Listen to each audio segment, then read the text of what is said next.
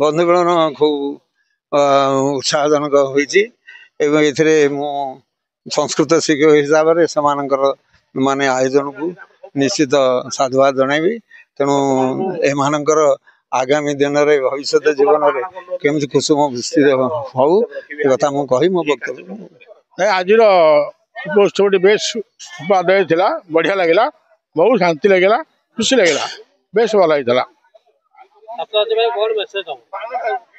भल बुद्धि करूँ भल मनुष्य हूँ अन्न सेवा करूँ साहय करूँ सुखी रहतु लगे आज बंधु मिलन कार्यक्रम एमानकर उत्तरोत्तर उन्नति कामना करुछु। आज 1987 बैचर जो सपरिवार छात्र और छात्री माने आसीथिले तांकर ये जो बंधु मिलन सदानंद बाबा आश्रम है अत्यंत आनंददायक है। यही भली लीला लगी था संसार सुखी हो पिला मानकर मंगल हो आर वर्ष को से संकल्प कले यही शीत ऋतु पुणी थे मिलन करेंगे बहुत संख्यार जोगदेवे एवं आमर शिक्षक बंधु मैंने जी पाठ पढ़े सब आसी शुभ आशीर्वाद देले एवं समस्त मंगल कामना कर 1987 मसीहार जो बंधु मिलन उत्सव होता बहुत आनंदमय होता ये मुहूर्त आगुरी केवे आम मत आसनी जहाँ समस्त छात्र छात्री उपस्थित थी बहुत खुशी। तेणु मु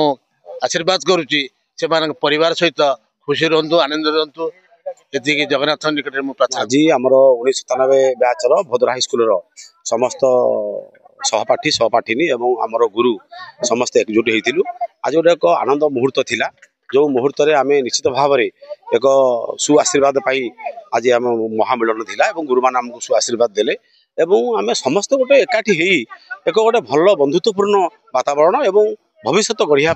जो मार्गदर्शिका आज सार मैंने आमको देले एवं बहुत पुराना दिनर सांगसाथी मैंने एकजुट हेलु। आमर जो 27 मसीहा भद्र हाईस्कल 27 मसीहार बैच जो बंधु मिलन कार्यक्रम चली प्रत वर्ष एमती चालू रु मु प्रदीप साहू आमर 27 मसीहार बैच बंधु मिलन कार्यक्रम सभापति रही मु सब वर्ष एमती बंधु मिलन कार्य करने आगमन रही गोटे बंधु आज आम बड़ बंधु मिलन जहाँ गुरुजी गुरु माँ को नहीं आम जो उत्साहित अच्छु छात्र छात्री मैंने जमी निजक बहुत गर्व गौरव अनुमय करछु जहाँ हो आज सांग मानकर प्रचेषा एवं समस्त सहानुभूति आज यह ग्रांड सक्सेस मोर अनुभूति एवं मोर अनुमान अनुमय होची।